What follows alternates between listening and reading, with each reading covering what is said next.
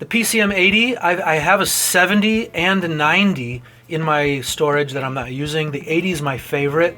It has the most versatile amount of time-based delay and reverbs. I do have the upgraded memory card that gives you some really cool presets. This is one of my secret weapon pieces of gear, the GM1000. It was originally used for guitar, and it has a spectral analyzer, it does modulation, has amp modeling, has compressor, distortion, EQs, reverb, delays.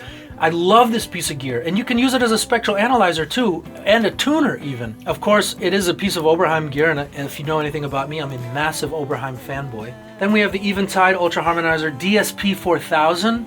It's like the H3000, but better. Same algorithms, but more. This is my favorite of the early 80s Eventide digital junk that everybody is obsessed with. I love this piece of gear. Right now I'm using the AKG K701. These are really, really good headphones. Quincy Jones, love these. Great for mixing and critical listening. I've got a power conditioner in every single rack. I think I have a half dozen in this room alone. My Rolls headphone amp, so if we're tracking in this room, I have good headphone amp here.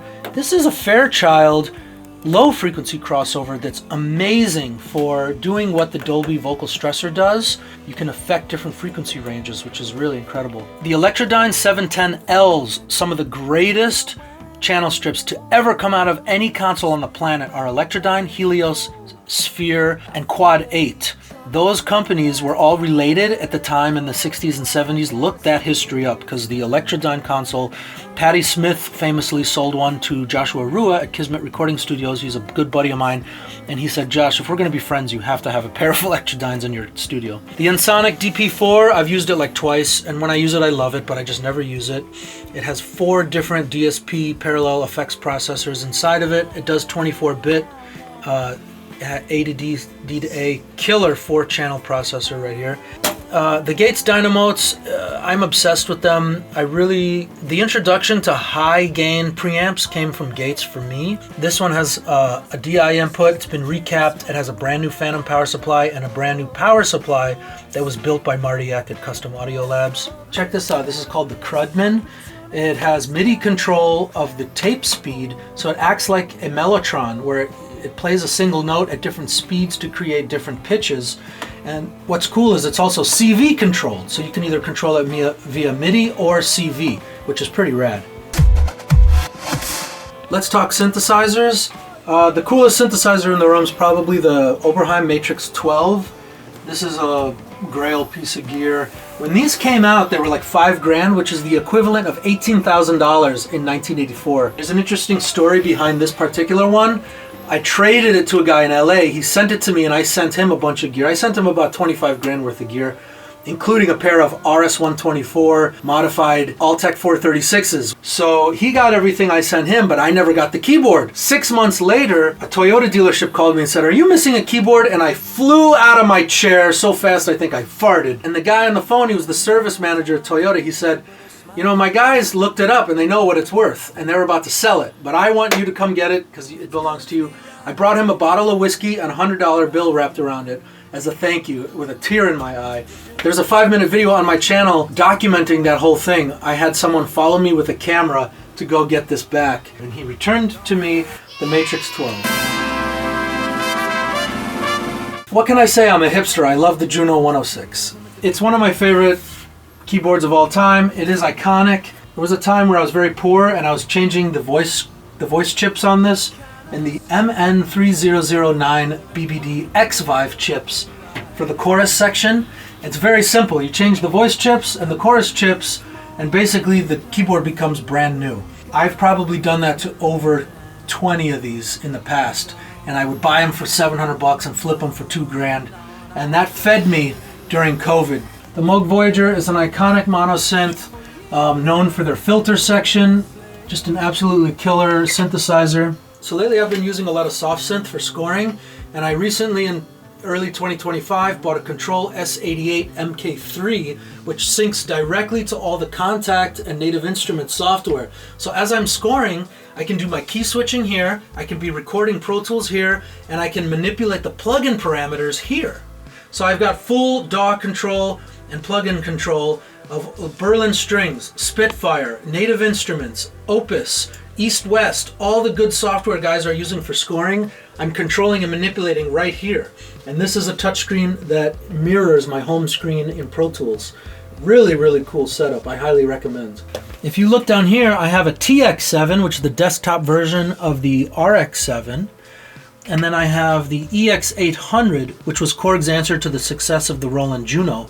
I had it modified with cut, resonance, FM, and slope. And look, what's really cool is it's magnetic. So it just clips on to the faceplate of the EX800.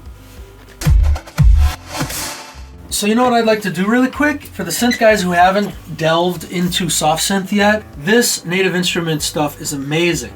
So I can be in Pro Tools, recording enabling and recording from here. And then I can also open plugins from here too. So I've got control over the plugin. We are in Contact. This is the Stradivari cello. It's a 2 gigabyte cello. Amazing. I can double click and open any one I want. I can then record enable the track. And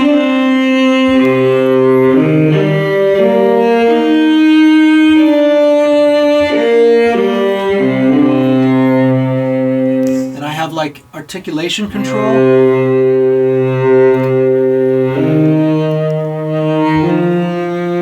What's cool is I can do key switching down here. So you see these lights? I can actually switch articulations. Virtuoso is what we're using now, these long bowed articulations. But we can switch to staccato, and now I've got...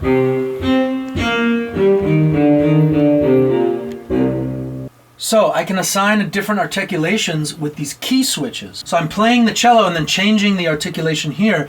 That is how guys score film. That's how Hans Zimmer are using these boards with key switching by changing articulation down here from...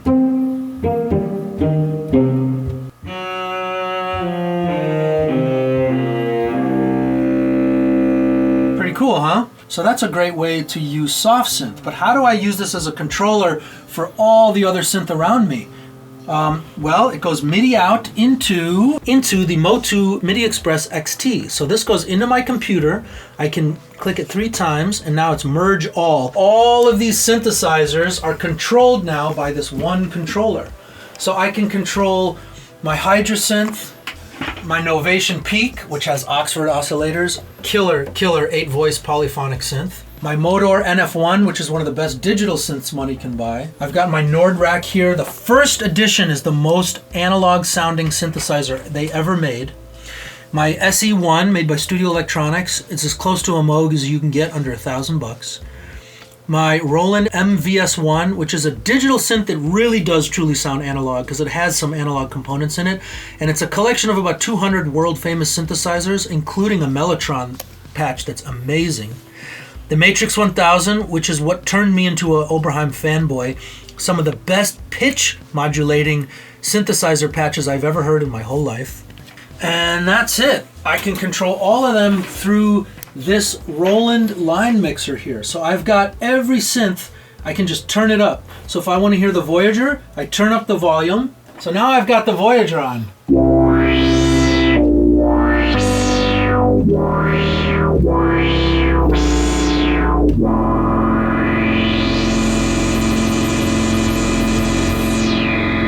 These Strymon pedals are hooked up to the Matrix 12.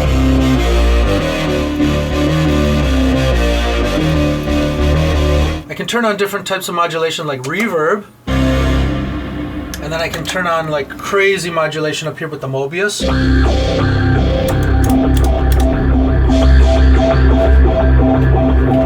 I love the Strymon stuff. It's the highest quality DSP processors I've ever heard, and it has stereo in and out, which is great for synthesizers.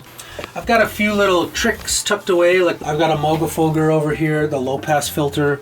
Their filter is what put them on the map, so I had to get one. That way I can run stuff like the Matrix 12 through the Moog filters, which is an incredible pairing. Back here I've got some of my favorite tucked away gear, such as the MX5050. This is one of my favorite tape machines of all time for just printing to 1/4 inch, just 2-track stereo stuff.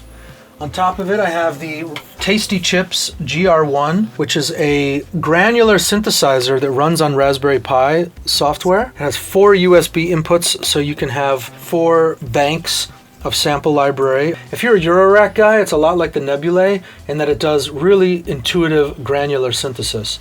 This is a synthesizer I made, just like a nice little drone synthesizer. Down here we have my favorite drum machine of all time, Mr. White, who invented this. This was his personal DX. This drum machine was used by Madonna and Prince and Michael Jackson. I also sell through Lutz Multimedia. I sell a sample library of over 200 analog drum machines. This is included in it, this particular one. The Gates Producer, a very obscure field mixer from yesteryear with giant atom bomb console knobs on it. This thing freaking slays. It has over 80 dB of gain. I've turned it into a single microphone preamp. Love it. This is crazy. We just used this on the Bruce Springsteen film Deliver Me From Nowhere. You'll see this in the bedroom scene with Jeremy Allen White. All right, that's part 2, but check out part 3 because I saved the best for last. Coming up next on JML Recording.